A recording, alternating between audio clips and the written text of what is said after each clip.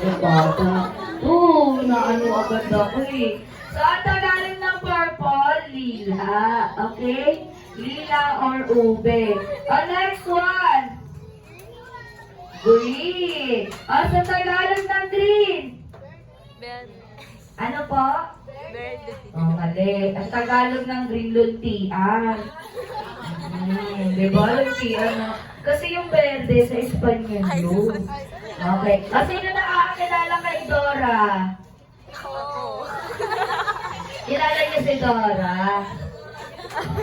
Ayan o. Kilala niyo si Dora? So, kilala niyo si Boots? Sino nakakilala kay Boots? O Boots? O kilala niyo si Boots? Gusto mo makita si Boots? Okay, Boots, come here. Kaya ano ba, alis na natatakot. Next one, what color is this? Orange.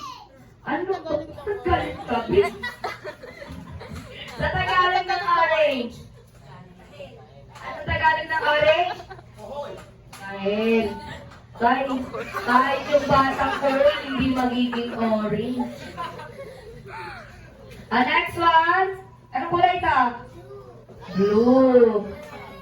Sa Tagalog ng blue? Bugaw. Ito namang mga nanay na to. Hindi alam. Okay, ang Tagalog ng blue, bugaw. Okay, listen kids ha. Itong kulay blue na cup, hawak ka ni Kuya Troy. Ayan yung naka-assign na cup sa mga boys natin.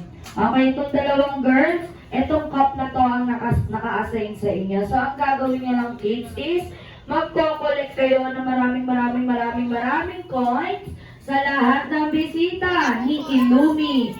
Tapos, ibibigay nyo, ilalagay nyo rito yung mga coins ha. Kasi yung grupo na maraming makakollect na coins, yun yung group na nananalo. Okay, ready kids?